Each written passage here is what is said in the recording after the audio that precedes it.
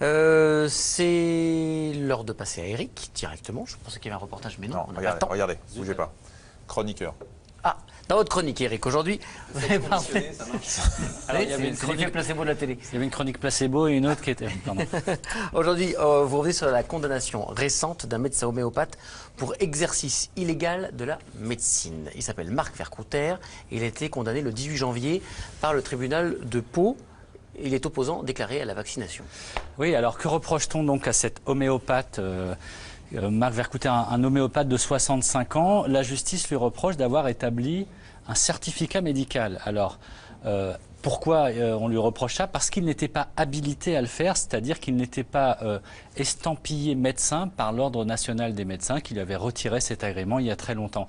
Alors, vous l'avez dit, c'est pas n'importe quel certificat médical, puisqu'il s'agit d'un certificat médical qui montre une contre-indication pour la vaccination. Donc on rentre dans ce monde des anti-vaccins très actifs, de plus en plus actifs. Que s'est-il passé le 15 juin 2015 ?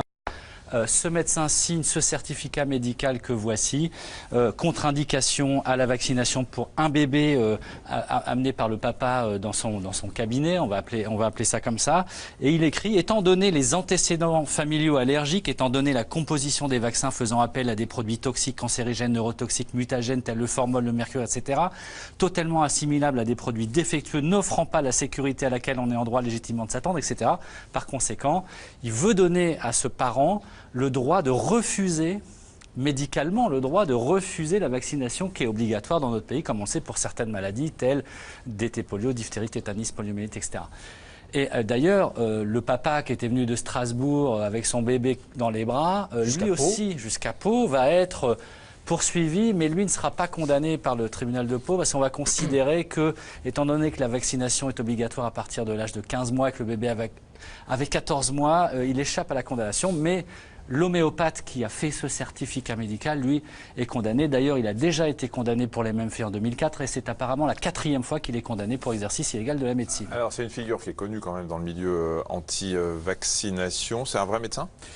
Ben oui, c'est ça qui est très intéressant, parce que c'est un médecin, au départ, qui a fait des études de médecine, qui a un diplôme de docteur en médecine décerné par la faculté de Lille, qui s'est installé dans les années 80, milieu des années 80 dans le centre. La particularité quand même, c'est que c'est un médecin qui fait des études de médecine, mais qui était radicalement opposé à la médecine académique allopathique, telle qu'elle est exercée partout. C'est-à-dire que lui, c'est un homéopathe, mais alors extrémiste, vous savez, ces homéopathes qui sont ce qu'on appelle unicistes, c'est-à-dire qu'ils considèrent qu'une seule sorte de granule, la plante miraculeuse, pourra soigner tout chez un patient.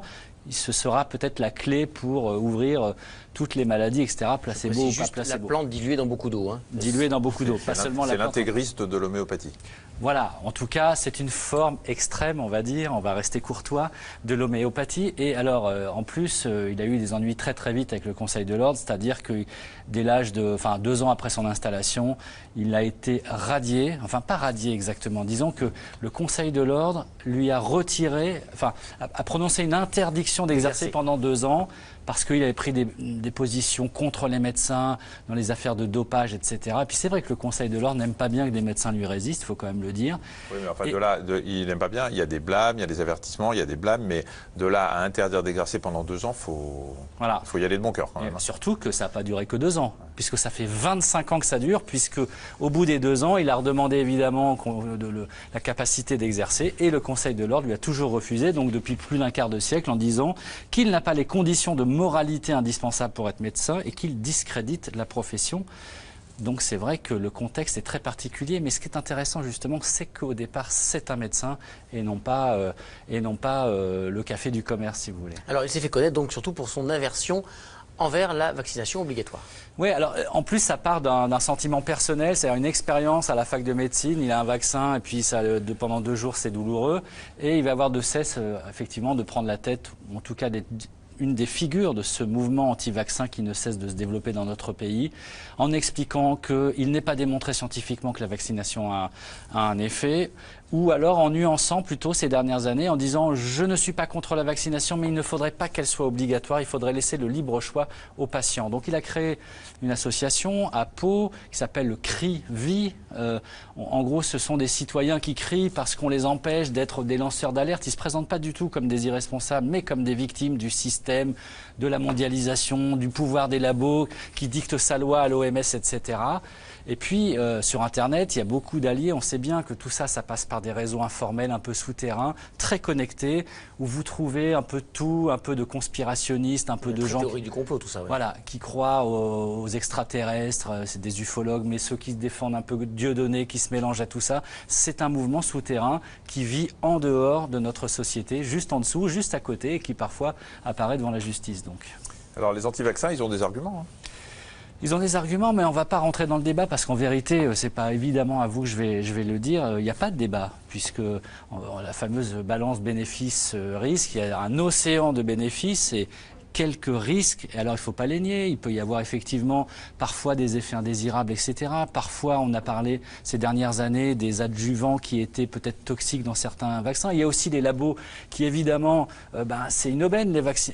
Et alors, on sait bien aussi que depuis 100 ans et plus, les campagnes de vaccination ont vraiment changé la surface de la Terre, ont sauvé des millions de vies. Donc, il n'y a pas de débat. C'est inutile de rentrer dans ce débat et simplement, ils poursuivent justement sur la notion de faut-il rendre ces vaccins obligatoires ou faut-il laisser le choix? Donc c'est une question de santé publique et c'est aussi une question morale. Oui, parce que c'est vrai que quand on est parent et qu'on considère qu'on ne veut pas vacciner son enfant en France alors que c'est obligatoire, ça veut dire qu'on considère que c'est la vaccination de tous les autres enfants qui vont protéger son enfant. Donc c'est pas très moral en effet. Alors, les arguments avancés par les anti-vaccins en permanence, c'est la liberté pour soi-même. Si j'ai pas envie, c'est ma santé, c'est mon corps. Si j'ai pas envie, j'ai pas à le faire. Sauf qu'on vit dans une société. Ouais, c'est un peu comme ceux qui voudraient rouler à 200 à l'heure avec 5 grammes d'alcool dans le sang et qu'on considère que c'est une liberté individuelle. C'est un peu comparable, c'est-à-dire que la santé publique, comme la sécurité routière, ce sont des règles de coercition par rapport aux libertés publiques qui, évidemment, restreignent les libertés individuelles. Mais ce qui est grave, c'est quand c'est un médecin, justement, qui tient ce discours-là. Parce que sa parole, même s'il n'est pas considéré par le Conseil de l'Ordre, même s'il n'a pas le droit d'exercer, sur Internet, encore une fois, eh bien, il est considéré, mis en avant comme étant un expert. Regardez, il a un diplôme de médecine, c'est vrai. Et donc, sa parole est étouffée parce que c'est le médecin qui, lui, a la vérité contre le système. Et d'ailleurs, j'en ai vu sur Internet, alors il y en a un peu partout, aux Pays-Bas, en Italie, à droite, à gauche, en France. Il y en a un, je ne citerai pas son nom, 1 million de vues sur YouTube pour raconter des choses assez étonnantes et il est présenté comme un expert, disant que l'épidémie de grippe H5N1 a été inventée par les laboratoires pharmaceutiques, comparant les personnels médicaux qui sont mobilisés dans les campagnes de vaccination aux gens qui conduisaient les trains pour les camps d'extermination. Enfin bref, voilà des experts, paraît-il. Même en France, il y en a qui, parce qu'ils ont le titre de professeur, se permettent aussi de raconter n'importe quoi. Voilà. Alors le problème, c'est que ces faux experts se confondent parfois avec de vrais experts qui ont parfois du mal à se faire entendre. Ce sont les fameux lanceurs d'alerte. On a vu que ce n'était pas un statut facile de lancer une alerte. Et là, lanceur d'alerte, charlatan, on ne sait plus qui est qui. Oui, alors c'est pour ça que la justice répond justement, émet des normes, émet des cadres. Et donc à Pau, le 18 janvier, ce monsieur a été condamné à 3 mois de prison avec sursis et devra verser 2 500 € à l'ordre des médecins. Donc c'est pas sa première condamnation pour exercice illégal de la médecine. Et lorsqu'on est condamné pour exercice illégal de la médecine, ça veut dire qu'on n'est pas un médecin, ça veut dire qu'on est un charlatan. Merci Eric. Merci Eric. Merci à tous les deux.